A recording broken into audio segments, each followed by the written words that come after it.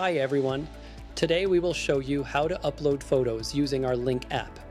First, you can either download the app on your phone or go to link.entourageyearbooks.com. Once you are on the site, select Upload Photos on the main menu.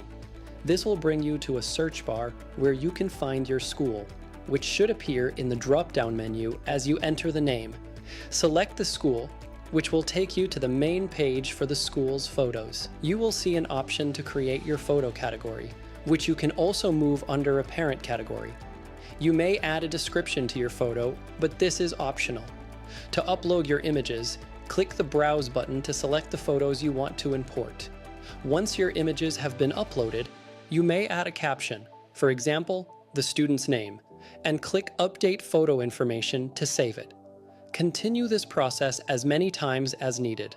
If you need to contact us, click the Contact tab at the top of the menu, which provides our tech support line and email. Thank you for watching and choosing Entourage as your yearbook provider.